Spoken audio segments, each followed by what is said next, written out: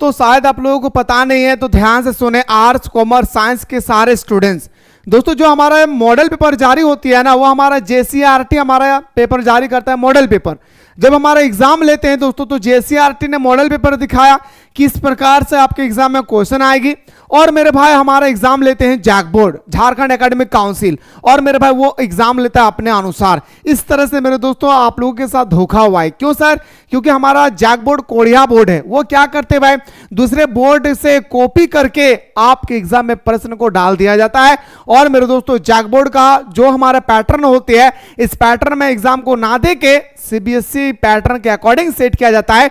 मैं झूठ बोल रहा हूं तो पिछले 2 साल का पेपर उठाकर आप देख लेंगे तो आपको समझ में आ जाएगा फाइनली कि किस प्रकार से हमारा जैक बोर्ड क्वेश्चन पूछती है और हमारा जेसीईआरटी मॉडल पेपर जारी करता है। खैर अभी तो हमारा सिर्फ एक मॉडल पेपर आया है मेरे दोस्त, अभी 2 मॉडल पेपर और आने की संभावनाएं हैं। ऐसा तो नहीं बोल सकता हूं कि आएगा ही आएगा, लेकिन संभावना है कि आगे और 2 मॉडल पेपर आने की संभावनाएं होगी। तो मेरे दोस्तों आप लोग शुरू से लेकर अंत तक देखें, जितना सारा न्यूमेरिकल क्वेश्चन है, ऑब्जेक्टिव सब्जेक्टिव सारा चीजों का सोल्यूशन मैं बेहतर तरीके से देने वाला हूं।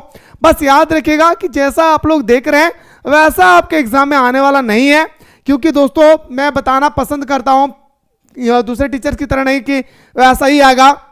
मैंने 3 साल का क्वेश्चन पेपर का एनालाइज किया, जब से जेसीईआरटी हमारा मॉडल पेपर जारी करती है या अपने अनुसार जारी करते हैं। अब एग्जाम जब लेती है तो हमारे जैक बोर्ड, और जैक बोर्ड हार्ड क्वेश्चन डालता है, पेपर उठाकर देखेंगे। आइए सर बात करते हैं। कोई स्टूडेंट्स को लग रहा है सर आप बहुत भाषण करते हैं ना भाई, एग्जाम में समझ में आ गई नहीं भाई। आइए सर बात करते हैं दोस्तों, आपके स्क्रीन पे पहला क्वेश्चन है और सारे स्टूडेंट्स मेरे पास तबड़तोड़ तरीके से सारा क्वेश्चन को देखिए। मैं जितना चीज बताया मेरा लाडला, इससे बाहर आपके पेपर में नहीं पूछा जाएगा, बस आप लोग थोड़ा सा वेट कर लीजिए क्रैश कोर्स का। पहला क्वेश्चन है सर, उत्पादन संभावना वक्र की ढाल होती है भाई, यानी उत्पादन संभावना वक्र का जो ढाल है वो मैंने कैसे बताया था भाई कि उत्पादन संभावना वक्र की जो ढाल होती है वो बाएं से दाएं की ओर होता है। बताए थे ना भाई कि सर बाएं से दाएं की ओर होता है। इस तरह से मैं पिक्चर के साथ आप लोगों को बताया था। यानी सर हमारा ऑप्शन नंबर क्या हो जाएगा सर, ए हमारा राइट आंसर होगा। क्वेश्चन नंबर 2 पे आते हैं सर। क्वेश्चन नंबर 2 आपसे क्या पूछा गया था तो बताएंगे सर व्यष्टि अर्थशास्त्र में शामिल है। सर व्यष्टि मतलब क्या होता है, सिंगल। व्यष्टि मतलब क्या होता है भाई, सिंगल होता है सर। प्रति इकाई, व्यक्तिगत मूल्य, छोटी छोटी इकाई, यानी सर हमारा ऑप्शन नंबर क्या जगह सर डी। जहां पे समष्टि अर्थशास्त्र की बात करें तो टोटल कुल आय, कुल व्यक्ति, कुल परिवार, वहां पे कुल शब्द लगा होगा, ठीक है। जैसे अगला क्वेश्चन नंबर 3 है सर, जो एक अर्थव्यवस्था की एक केंद्रीय समस्या है। अर्थव्यवस्था का एक केंद्रीय समस्या होती है, उस केंद्रीय समस्या के बारे में आपसे पूछा जा रहा है क्या है तो बताएंगे सर संसाधनों का आवंटन, आर्थिक विकास और संसाधनों का कुशलतम प्रयोग। यानी सर हमारा ऑप्शन नंबर क्या हो जाएगा सर डी हमारा राइट आंसर हो जाएगा। अगला क्वेश्चन पे आते हैं सर, क्वेश्चन नंबर नेक्स्ट पे आते हैं। क्वेश्चन नंबर 4 आपसे पूछा गया था, आमतौर पर एक उदासीनता वक्र है भाई।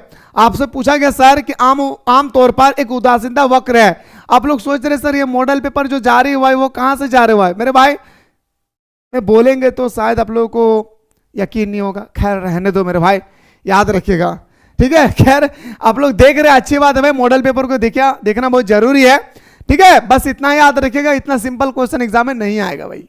हाँ बुरा लग सकता है मेरे बातों से, लेकिन रियलिटी है। आर्ट्स कॉमर्स साइंस आप किसी भी बैकग्राउंड से रिलेटेड है मेरे भाई, इतना आसान क्वेश्चन नहीं आएंगे, बस इतना याद रखिएगा, ठीक है। आइए सर तो बताएंगे सर ये मूल बिंदु की ओर नतोदर होता है क्या मेरे भाई, ये मूल बिंदु की ओर नतोदर होते हैं, या तो आप ये भी बोल सकते हैं कि मूल बिंदु की ओर उत्तल होता है। ये दोनों में से आप कोई भी शब्द का इस्तेमाल कर सकते हैं।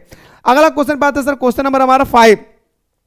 क्वेश्चन नंबर 5 पूछा गया है सर कि आमतौर पर एक मांग वक्र की ढाल है भाई। आपसे पूछा गया कि सर मांग वक्र का ढाल क्या होता है। मेरे भाई अगर मैं आपसे ये प्रश्न पूछूं कि मांग वक्र का ढाल हमेशा क्या होता है भाई, पॉजिटिव होता है। क्या होता है मेरे भाई, पॉजिटिव, यानी सकारात्मक होती है। क्या मेरे शेरों सरनियों, सकारात्मक। और हाँ आप में से कोई स्टूडेंट्स अगर चाहते हैं कि सर मुझे अच्छी तरह से तैयारी करना है तो मेरे भाई 27 अक्टूबर से हमारा क्रैश कोर्स स्टार्ट हो रही है मेरे लाडला, जा करके जल्दी से आप लोग फटाफट क्रैश कोर्स को ज्वाइन कर ले मेरे दोस्तों। इतना सुंदर तरीके से बताया जाएगा कि आपको यकीन नहीं होगा सर कि आप 299 रुपया में इतना सुंदर बता सकते हैं। और अगर नोट्स देखना चाहते हैं ना मेरे भाई तो एक बार आप लोग नोट्स देखिएगा, हमारा इतना सुंदर तरीके से बनाएगा। ये वेरी शॉर्ट क्वेश्चन का है, इतना सुंदर तरीके से, तो साधारण भाषा में नोट्स। अरे भाई न्यूमेरिकल का अलग से सेट मिलेगी, वेरी शॉर्ट क्वेश्चन का अलग, शॉर्ट क्वेश्चन का अलग, लॉन्ग क्वेश्चन का अलग, पीवाईक्यू अलग, सिलेक्टेड क्वेश्चन अलग, मॉडल पेपर अलग, इतना सारा चीज कौन देता है मेरे भाई 299 रुपया में, बताइए तो। सारा चीज मिलेगी भाई 27 अक्टूबर, एकदम मेरे भाई जुड़े रहे हमारे साथ। 27 अक्टूबर एक एक चीज को देखने को मिलेगा मेरे भाई। और अगर कोई आप लोग कॉमर्स और साइंस बैकग्राउंड से है तो उनके लिए इकोनॉमिक्स का एक स्पेशल क्लास चलती है भाई। इकोनॉमिक्स का देखेंगे मेरे भाई, एक स्पेशल क्लास चलती है, इस चीज को ख्याल रखिएगा भाई, ठीक है। फटाफट जाकर के आप लोग ज्वाइन कर लें। आइए सर क्वेश्चन पे बात करते हैं। सर हमारा क्वेश्चन था क्या, तो सर हमारा अगला क्वेश्चन था मेरे भाई क्या, तो अगला क्वेश्चन आपकी स्क्रीन पे सर कि उपयोगिता से संबंधित है भाई। आपसे क्वेश्चन नंबर 6 पूछा गया कि बताइए सर हमारा उपयोगिता से कौन संबंधित है, तो बताएंगे सर उपयोगिता से कौन संबंधित होगा, तो मानव आवश्यकता की संतुष्टि से। क्या होगा सर, मानव आवश्यकता की संतुष्टि से। सबका गलत है भाई, बिल्कुल सही उत्तर है भाई, ठीक है। तो मानव आवश्यकता की संतुष्टि से। अगला क्वेश्चन पे आते सर, क्वेश्चन नंबर 7 आपसे पूछा गया। क्वेश्चन नंबर 7 पूछा गया मेरे भाई कि आवश्यक वस्तुओं की मांग की लोच है भाई। आवश्यक वस्तु की जो मांग की लोच है वो कैसे है मेरे भाई। क्वेश्चन नंबर 7 पूछा गया है मेरे लाडला, बताइएगा सारे स्टूडेंट्स कि आवश्यक वस्तुओं की मांग की लोच क्या होती है, इकाई से कम होता है। याद रखिएगा, लोचदार, बेलोचदार, पूर्णतः लोचदार, पूर्णतः बेलोचदार, क्या है इलास्टिसिटी ऑफ डिमांड, क्या है, इन सब चीजों के बारे में एकदम खोपड़िया में ठूस लीजिएगा भाई, क्योंकि 5 मार्क्स का भी क्वेश्चन आएगा और 3 मार्क्स का भी क्वेश्चन आएगा और ऑब्जेक्टिव का भी आएगा। इसलिए सारा स्टूडेंट्स मेरे भाई लोचदार के बारे में हर हाल में पढ़ लेंगे मेरे लाडला, कहीं से भी क्वेश्चन आए छोड़ कर नहीं आना है। इतना सुंदर तरीके से दोस्तों क्रैश कोर्स में नोट्स बनाया गया है भाई। अगला क्वेश्चन नंबर 8, अगला क्वेश्चन पे आते हैं सर। क्वेश्चन नंबर 8 है उत्पादन फलन में उत्पादन किसका फलन है। उत्पादन फलन में उत्पादन किसका फलन है, यह आपसे पूछा गया क्वेश्चन नंबर 8। तो बताएंगे सर हमारा उत्पादन के साधन, क्या मेरे भाई, उत्पादन के साधन, यानी सर ऑप्शन नंबर हमारा बी इसका राइट आंसर होगा। अगला क्वेश्चन में दौड़ते हैं सर। क्वेश्चन नंबर 9 आपसे पूछा गया कि निम्नलिखित में से कौन सा मौद्रिक लागत में शामिल है। मेरे दोस्तों मौद्रिक लागत याद कीजिए थोड़ा सा क्लास में, अगर आप लोग फाउंडेशन कोर्स से हैं तो आपको याद होगा कि मैं मौद्रिक लागत के बारे में बताया था। अस्पष्ट लागत को ही हम लोग क्या बोलते हैं भाई, मौद्रिक लागत बोलते हैं सर। क्वेश्चन नंबर 9 का हमारा बिल्कुल सही उत्तर देंगे सर क्या, बी हमारा राइट आंसर होगा। अगला क्वेश्चन में दौड़ते हैं सर। क्वेश्चन नंबर आपके सामने नेक्स्ट स्टेप पे आते हैं कि निम्नलिखित में से कौन सा, ध्यान देंगे मेरे भाई। क्वेश्चन नंबर आपका नेक्स्ट है, क्या पूछा गया सर 10th नंबर में, निम्नलिखित में से कौन सा स्थिर लागत नहीं है भाई। आपसे पूछा गया क्वेश्चन नंबर 10 कि स्थिर लागत कौन नहीं है भाई, तो बताएंगे सर हमारा बीमा प्रीमियम, ये तो हमारी स्थिर लागत है। ब्याज भी हमारा स्थिर ही होता है, एक बार ब्याज लग गया चेंज नहीं होगा। कारखाना का किराया ब्याज स्थिर लागत है भाई। कच्चे माल की लागत आज 10 रुपया है तो कल 12 रुपया। कच्चे माल एग्जाम्पल दे सकता हूं पेट्रोलियम, कभी मेरे भाई 98 रुपया, कभी 100 रुपया, तो कभी 99 रुपया, मतलब अप डाउन होते रहता है। क्या ये स्टेबल है, क्या ये स्थिर है, आप कहेंगे सर बिल्कुल नहीं है मेरे भाई, वही आपसे यहां पे कह रहा है। अगला क्वेश्चन पे आते हैं सर। अगला क्वेश्चन आपका नंबरिकल दिया है और नंबरिकल से रिलेटेड आपके पेपर में 5, 5, 10 और 3, 13 मार्क्स का मेरे भाई आपके पेपर में क्वेश्चन आएगा सिर्फ और सिर्फ नंबरिकल से भाई, याद रखिएगा 13 मार्क्स का, ठीक है। आइए सर क्वेश्चन बात करते हैं। अन्य बातें समान है, यदि अन्य बातें समान है तो किसी वस्तु की कीमत में 5% की वृद्धि के कारण उस वस्तु की मात्रा में 6% की वृद्धि की गई तो पूर्ति की कीमत लोच क्या है मेरे भाई। Supply of elasticity of demand पूछा गया है, इसका फॉर्मूला क्या होता है मेरे भाई, तो बताएंगे सर पूर्ति, क्या मेरे भाई, पूर्ति में परिवर्तन डिवाइडेड बाय मेरे भाई क्या बताएंगे सर, कीमत में परिवर्तन। तो पूर्ति हमारा 6 दिया है सर, कीमत हमारा कितना दिया होगा 5, इसको इसे डिवाइड करेंगे तो 1 पॉइंट कितना आएगा मेरे भाई 2 आएगा। कितना आएगा मेरे लाडला, तो 1.2। ये है सर आपका न्यूमेरिकल। पिछले लगातार दोस्तों कई सालों से इस पैटर्न का, इस वैरायटी का क्वेश्चन पूछे जा रहे, इसलिए मेरे भाई आप लोग भी बेहतर तरीके से न्यूमेरिकल के साथ तैयारी कीजिएगा। अगर आप चाहते हैं कि सर 10 से 12 मार्क्स मुझे मैथ से मिल जाए, और हाँ अगर किसी बंदा को अगर मैथ से डर लगता है, एकदम डरना नहीं भाई, एकदम बच्चों की तरह बताऊंगा क्लास में, बस कुछ दिन की बात है, क्रैश कोर्स स्टार्ट होने वाला है भाई। आइए सर, अल्पकाल में एक पूर्व प्रतियोगी फॉर्म का हानि होता है। कब हानि होता है दोस्तों, कोई भी हमारा अल्पकाल, अल्पकाल का मतलब होता है मेरे भाई क्या, थोड़े समय के लिए। तो बताएंगे सर हमारा मार्जिनल रेवेन्यू जब इक्वल होता है दोस्तों मार्जिनल कॉस्ट का, उस समय दोस्तों हमारा क्या होता है, थोड़ा सा हानि होती है सर। ऑप्शन नंबर हमारा क्या हो जाएगा सर, ये हमारा राइट आंसर होगा। अगला क्वेश्चन पे लाडला, अगला क्वेश्चन आपके स्क्रीन पे क्वेश्चन नंबर 13 पूछा गया है कि यदि बाजार की मांग और अच्छे की बाजार की पूर्ति क्रमशः डी यानी मेरे भाई डिमांड और सप्लाई है तो बाजार संतुलन को निम्नलिखित में से किस स्थिति में दिखाया जा सकता है। अरे बाजार स्थिर, अरे डिमांड जितना होगा उतना सप्लाई हो रही है, 50 किलो डिमांड हो रहा है 50 किलो सप्लाई हो रही है, 10 किलो सप्लाई डिमांड हो रही है 10 किलो सप्लाई हो रही है, तो क्या हो रहा है सर, बैलेंस हो रही है ना भाई। क्या बोलेंगे सर, ये हमारा बैलेंस हो रही है सर, यानी सर हमारा डिमांड इक्वल टू सप्लाई, यानी सर हमारा ऑप्शन नंबर क्या आ जाएगा सर, ए इसका राइट आंसर होगा। क्या मेरे भाई, ए इसका राइट आंसर होगा। ओके आइए अगला क्वेश्चन बात करते हैं सर, क्वेश्चन नंबर 14 पूछा गया क्या, क्वेश्चन नंबर 14 पे आते हैं सर। अगला क्वेश्चन आपसे पूछा गया क्या, गौर से सुनेंगे मेरे भाई। अगला क्वेश्चन कि पूर्ति की अधिकता की स्थिति में एक वस्तु की कीमत परिवर्ती है भाई। पूर्ति की अधिकता मतलब मेरे दोस्तों अगर मैं बोलूंगा कि 10 किलो डिमांड क्या और 12 किलो सप्लाई हो गई, ठीक है, तो उस सिचुएशन में कीमत की प्रवृत्ति क्या होगी, ये आपसे यहां पे क्वेश्चन नंबर 14 में पूछा गया भाई। तो बताएंगे सर उस स्थिति में कमी होगी भाई। क्या होगा, कीमत में कमी होगा भाई। नहीं, आप लोग अक्सर दोस्तों बाजार में देखे होंगे, जब अभी हमारा धनिया पत्ता का दाम मेरे भाई क्या ज्यादा है, अभी धनिया पत्ता जो है भाई उसका दाम ज्यादा है या नहीं, आप बोलेंगे सर बिल्कुल है। क्यों, क्योंकि सप्लाई कम हो रहा है भाई, बाजार में सप्लाई कम हो रही है, बाजार में कम आ रहा है इसलिए ज्यादा दाम है। लेकिन मेरे दोस्तों अगर उसी बाजार में अगर ज्यादा से ज्यादा धनिया पत्ता आने लगे तो कम हो जाएगा उसका दाम। यस या नो, अरे वही काम होगा ना भाई, higher the price lower the demand, lower the price higher the demand, समझ गए ना, वही बात दिया गया है। ठीक है आइए सर, तो बताएंगे सर ऑप्शन नंबर हमारा 20 का राइट आंसर होगा। अगला देखिए मेरे भाई क्वेश्चन 15, फर्मों के मुक्त प्रवेश, फर्म मतलब आए सनम गए सनम, मतलब आप लोग क्या करें मेरे भाई कि सर हम आराम से जाकर बाजार में सामान को बेच सकते हैं, खरीद सकते हैं, उसको बोलते हैं भाई क्या, फर्मों के मुक्त प्रवेश तथा निकास की स्थिति में बाजार मूल्य हमेशा बराबर होती है किस पे, न्यूनतम सीमांत लागत में। याद रखें क्या मेरे भाई, न्यूनतम सीमांत लागत में। क्वेश्चन नंबर जो आपका 16 दिया भाई वो पूछा गया आपका क्या, तो बताएंगे सर ये आपका सामने एक चित्र है, चित्र से रिलेटेड तो क्वेश्चन आपके पेपर में होगा ही होगा। देखिए दोस्तों क्या चित्र दिया गया है कि निम्नलिखित चित्र प्रदर्शित करता है भाई, ये हमारा एक डायग्राम है, ये हमारा एक्स अक्ष वाई अक्ष है, ठीक है, ये हमारा 0 पट काटती है, ये हमारा दोस्तों प्राइस है, ये हमारा डिमांड है भाई, ठीक है ना। तो यहाँ पे जो मेरा भाई दिखाया जा रहा है कि सर ये हमारी इक्वलिटी है, तो ये क्या प्रदर्शित करता है, तो बताएंगे सर पूरी तरह से लोचदार है भाई। क्या है भाई, लोचदार है। क्यों, क्योंकि दोस्तों ये इक्वल है भाई, इसलिए मेरा भाई क्या है, ये लोचदार है। और लोचदार हमेशा प्लस में आएगा, माइनस में कभी नहीं आएगा, इस चीज को ख्याल रखिएगा। क्या, मुस्कुराकर बोलिए मेरे प्यारे, याद रखिएगा लोचदार कभी माइनस में नहीं आएगा, हमेशा प्लस में आएगा, इस चीज को ख्याल रखना है भाई। अगला क्वेश्चन पे दौड़ते हैं सर, क्वेश्चन नंबर आपका 17 है भाई। अगला क्वेश्चन पे आते हैं सर, क्वेश्चन नंबर नेक्स्ट पे आते हैं सर। अगला क्वेश्चन है एक अधिकार में फर्मों की संख्या कितनी होती है। क्वेश्चन एकदम दिल के दरवाजे पे बंद कर लीजिए मेरे शेरों सरनियों, ये क्वेश्चन आपके पेपर में आएगा नहीं, आ चुका है। हाँ याद रखिएगा, एक अधिकार में फर्मों की संख्या, एक अधिकार मतलब एक अधिकार मतलब एक ही फर्म होती है भाई, ठीक है। चलिए सर अगला क्वेश्चन है सर, स्थिर पूंजी के उपभोग को क्या कहते हैं भाई, स्थिर पूंजी के उपभोग को क्या कहते हैं भाई। स्थिर पूंजी मतलब सर हमारे पास पैसा है वो एकदम स्टेबल है भाई, ना बढ़ रहा है ना घट रहा है, ठीक है, तो उसे हम लोग मूल्यह्रास बोलते हैं। क्या भाई, मूल्यह्रास बोलते हैं, यानी डेप्रिकेशन बोलते हैं भाई। ऑप्शन नंबर हमारा 20 का राइट आंसर होगा।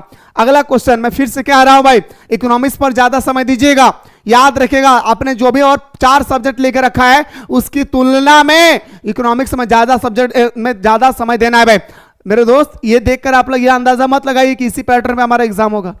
ये JCERT ने जारी किया है भाई, स्टार्टिंग मैंने कहा, स्टार्टिंग पे ही मैंने कहा, और एग्जाम लेगा जैकबोर्ड बाबू, इस चीज को ख्याल रखना है भाई, ठीक है। इसलिए मेरे दोस्त तैयारी को पूरा दबा करके रखें और इकोनॉमिक्स से डरना नहीं है भाई। बस जा करके मेरे भाई क्या करे, जो भी बंदा आर्ट्स से रिलेटेड है वो क्रैश कोर्स को ज्वाइन करेंगे, जो कॉमर्स और साइंस बैकग्राउंड से हैं वो मेरे दोस्तों यहां से इकोनॉमिक्स का स्पेशल कोर्स को ज्वाइन करेंगे। और हमारे साथ 27 अक्टूबर से सुबह दोपहर शाम, क्या सुबह दोपहर शाम एकदम बिल्कुल दोस्तों ऑनलाइन क्लास में जुड़ के आप अपने तैयारी को मजबूत कर सकते हैं दोस्तों, वो भी साधारण भाषा में। इसलिए लेट ना करें मेरे दोस्त, जाएं फटाफट ज्वाइन करें, अभी ऑफर चल रही भाई, फटाफट जाकर के ज्वाइन कर ले भाई, ठीक है। आइए सर अगला क्वेश्चन पे आते हैं सर। क्वेश्चन नंबर नेक्स्ट है, बाजार की संरचना जिसमें केवल 2 फॉर्म है उन्हें क्या कहा जाता है। अच्छा एक फॉर्म होगा एक अधिकार, अच्छा 2 को फॉर्म होगा तो क्या बोलेंगे, 2 अधिकार नहीं बोलेंगे भाई, 2 से ज्यादा होगा पूर्ण प्रतियोगिता बोल देंगे भाई, है ना। चलिए सर अगला क्वेश्चन, अरे द्वितीय क्रियाकलाप जियोग्राफी में पढ़ाया था प्राथमिक क्रियाकलाप लकड़ी काटना खनन करना, लकड़ी काटना खनन करना, पशुपालन पशुचारण, सुअर पालन मछली पालन, और दोस्तों मैंने ये भी बताया था खेती करना कृषि करना, जो हमारे ग्रामीण इलाके के लोग करते हैं उसे हम लोग प्राथमिक क्रियाकलाप कहते हैं, जो शहरी इलाके के लोग करते हैं उसे हम लोग द्वितीय क्रियाकलाप कहते हैं। जैसे विनिर्माण होना, क्या कच्चे माल से पक्का माल की तैयारी करना, ये हमारे द्वितीय क्रियाकलाप आता है। तो बीमा व्यापार, ये व्यापार हमारा तृतीय क्रियाकलाप है भाई। बैंकिंग हमारा तृतीय क्रियाकलाप है। जो हमें सेवा प्रदान करता है उसे हम लोग क्या बोलते हैं भाई, मुस्कुराकर बोलिए ना लाडला, उसे हम लोग बोलते हैं तृतीय क्रियाकलाप। जो हमें सेवा प्रदान करेंगे भाई, सेवा मतलब हमें सर्विस देंगे, ठीक है। तो बताएंगे सर हमारा ये भी हमारा सर्विस देता है भाई। LIC जिंदगी के साथ भी जिंदगी के बाद भी। विनिर्माण यानी दोस्तों मैन्युफैक्चरिंग क्या भाई, अरे लकड़ी से कुर्सी बनाना, लकड़ी से पलंग बनाना, विनिर्माण हमारे द्वितीय क्रियाकलाप के अंतर्गत आती है। आइए सर अभी मैं दिखा रहा हूं भाई कैसे न्यूमेरिकल क्वेश्चन पूछा जाएगा आपके पेपर में, ठीक है। क्वेश्चन नंबर 21 भाई, अगला क्वेश्चन है मौद्रिक नीति से संबंधित है भाई। आपसे पूछा गया सर कि बताइए सर मौद्रिक नीति से क्या संबंध है, तो बताएंगे सर खुले बाजार का परिचालन। क्या मेरे भाई, खुले बाजार का परिचालन, यानी सर ऑप्शन नंबर हमारा बिल्कुल सही तो रहेगा सर ए। अगला है सर कि केनेसियन गुणांक, अरे के मतलब के, और इसके बारे में बताए थे ना, के बराबर 1/1 माइनस MPC। एक फॉर्मूला और बताए थे कि के बराबर 1/MPS। वही पूछा गया फॉर्मूला से कि केनेसियन गुणांक के बीच संबंध स्थापित करता है, किनके बीच संबंध को स्थापित करता है, ये आपसे पूछा गया। निवेश और आय, इन्वेस्टमेंट और इनकम, याद रखिए दोस्तों, इन्वेस्टमेंट और हमारा क्या भाई, इनकम, याद रखिएगा भाई, इन्वेस्टमेंट और हमारा इनकम, ठीक है। और इसी से रिलेटेड आपके पेपर में ना नंबरिकल आएगी। कैसे आएगी अभी मैं दिखा रहा हूं, डोंट वरी भाई, थोड़ा सा वेट कीजिए, मैं दिखा रहा हूं भाई। देखिए अगला क्वेश्चन है सर क्वेश्चन नंबर 23 क्या बोल रहा है भाई कि गेहूं निम्नलिखित में से किस सामान के निर्माण में एक मध्यवर्ती वस्तु है। गेहूं के निर्माण में आप सभी को पता है भाई, गेहूं हमारा क्या होगा भाई, प्राथमिक वस्तु। द्वितीय वस्तु कौन होगा सर, तो हमारा गेहूं से आटा आएगा। तृतीय क्या, आटा से जब हम बिस्किट बनाएंगे। तो आपसे पूरा कि सर गेहूं कौन से स्टेज में आएंगे भाई, गेहूं हमारे क्या होगा, चायपत्ती बनाने में काम आएगा, ब्रेड पारोटी बनाने में काम आएगा, बिस्कुट, ये भी होगा सर हमारा ऑप्शन नंबर क्या हो जाएगा सर डी। अगला क्वेश्चन बात है सर, अगला क्वेश्चन है, देखिए दोस्तों अगला क्वेश्चन आपके सामने है। सर बताइए कुल मांग का मुख्य घटक क्या भाई। क्वेश्चन नंबर आपसे पूछा गया कि सर कुल मांग का मुख्य घटक क्या है। 24 भाई, 24 आपसे पूछा गया कुल मांग का मुख्य घटक क्या है, तो मेरे भाई याद रखिएगा निवेश। क्या बताएंगे सर, हमारा निवेश बताएंगे, ठीक है। देख लिए। अब आइए सर नंबरिकल देखिए दोस्तों कैसा दिया भाई। और इस क्वेश्चन को एकदम अच्छी तरह से देखिए, नहीं तो बाद में फंस जाओगे भाई। इस क्वेश्चन को अच्छी तरह से देखिए दोस्तों क्या दिखाएगा भाई, ठीक है। आइए सर इस क्वेश्चन को एकदम सही तरीके से देखिए मेरे भाई, क्या दिया गया है। पूछा गया कि यदि MPC अगर 0.5 है, प्रारंभिक निवेश अगर हमारा 100 करोड़ है, तो अर्थव्यवस्था में आय में वृद्धि होगी। मेरे दोस्त आय में वृद्धि पूछा गया है, ठीक है सर। आय में वृद्धि तो हम लोगों को पता है सर। सबसे पहले हम लोगों को एक स्लाइड लेते हैं दोस्तों, जहां पे मैं बेहतर तरीके से बता सकूं आप लोगों को।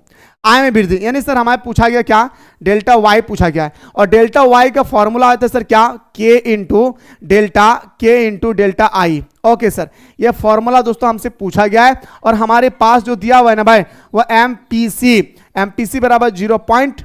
कितना दिया था भाई, 5 शायद, हाँ 5 दिया हुआ था, ठीक है। और मेरे दोस्तों हमसे क्या पूछा गया, ये फॉर्मूला में पूछा गया, यानी आय में वृद्धि पूछा गया सर। डेल्टा वाई पूछा गया, के हमें पता नहीं है, हमारा डेल्टा आई दिया हुआ है सर। डेल्टा आई हमारा दिया हुआ है कितना सर, 100 करोड़ दिया हुआ भाई, है ना भाई, दिया हुआ है या नहीं, देख लीजिए एक बार, फिर बोलिएगा सर आप अपने मन से लिखते क्या, देख लीजिए दिया हुआ है या नहीं भाई, 100 करोड़ दिया हुआ भाई, आसानी से दिया हुआ है। तो आय में वृद्धि पूछा गया है। आइए सर फॉर्मूला का इस्तेमाल करते, सबसे पहले फॉर्मूला का इस्तेमाल करते दोस्तों। देखिए तो सबसे पहले आपको पता होगा दोस्तों कि के बराबर एक फॉर्मूला होता है 1/1 माइनस MPC। यहां से ना हम आसानी से मेरे भाई क्या निकाल सकते हैं, तो हम यहां से आसानी से के निकाल लेंगे भाई। तो सर के बराबर ओके 1/1 माइनस MPC कितना दिया सर 0.5। ओके सर 1 अच्छा एक में से अगर 0.5 को घटाएंगे तो 0.5 आएगा, पॉइंट को हटाएंगे तो यहाँ 0 बैठेगा, 5 दूनी कितना हो गया भाई 10। यानी सर हम बोल सकते हैं सर के बराबर मेरा निकल गया कितना, 2 निकल गया भाई। आइए सर फॉर्मूला बैठा देते हैं। डेल्टा वाई का मान निकालना है तो रहने देते हैं, के का मान निकल गया 2 और डेल्टा आई का वैल्यू दिया था सर कितना, डेल्टा आई का वैल्यू दिया था सर हमारा कितना 100, तो बताएंगे सर 100, ठीक है। तो कितना हो गया मेरे भाई, बताइए कितना आसान क्वेश्चन था भाई। ऐसा ही नंबरिकल आगे, नंबरिकल में तो धुआं निकाल दूंगा भाई, और गारंटी पेपर में लिख के दूंगा, जितना बताएंगे ना उससे बाहर नहीं आएगा। हाँ नंबरिकल का गारंटी पेपर दूंगा, जितना बताऊंगा बस कॉन्सेप्ट क्लियर होना चाहिए भाई, याद रखिएगा बस कॉन्सेप्ट क्लियर होने चाहिए। अब आर्ट्स लिए कॉमर्स लिए हैं या साइंस लिए हैं, टेंशन नहीं लेना भाई, कॉन्सेप्ट क्लियर होने चाहिए। जैसे मैं क्लास में बताया था कि डेल्टा वाई इक्वल टू के इंटू डेल्टा आई होता है, मैं एक्चुअली बताया था भाई। एक्चुअली मैं ये नहीं बताया था दोस्तों, मैं एक्चुअली ये बताया था कि हमारा के बराबर गुणांक बराबर फॉर्मूला होता है भाई। क्या होता है? गुणांक बराबर मेरे भाई फॉर्मूला होता है। क्या होता है? कि डेल्टा आई बटा डेल्टा वाई, बताए थे भाई। तो वही फॉर्मूला दिया हुआ है, बस उसी को पुट कर देना भाई। ये तब पुट कर सकते हैं जब आपके पास के का वैल्यू पता हो। तो के का वैल्यू मैंने नहीं पता था, तो मैंने आराम से निकाला भाई कि के बराबर फॉर्मूला होता है 1 बटा 1 माइनस एमपीसी। इस तरह से निकालेंगे तो 2 निकल गया, बस पुट कर देना, बस हो तो गया। ऐसा ही निकालना है मेरे भाई, ठीक है। अभी और नंबरिकल क्वेश्चन आएगी, ध्यान से देखेंगे। अगला क्वेश्चन देखिए मेरे भाई, क्वेश्चन नंबर 26। क्वेश्चन नंबर 26 का नजारा दौड़ाइए मेरे भाई। क्या पूछ रहा है क्वेश्चन नंबर 26? कहते हैं कि कमी की मांग के लिए कौन सा सही उपाय है भाई?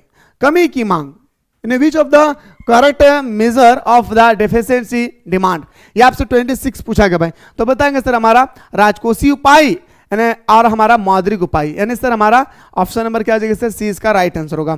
अगला क्वेश्चन पे आते हैं सर 27 में क्या पूछा गया सर? निम्नलिखित में से कौन सा बजट विकासशील अर्थव्यवस्था के लिए सबसे उपयुक्त है? विकासशील, अरे विकसित नहीं पूछा गया। विकासशील का मतलब होता है जो देश कृषि अर्थव्यवस्था पर मजबूत होती है भाई।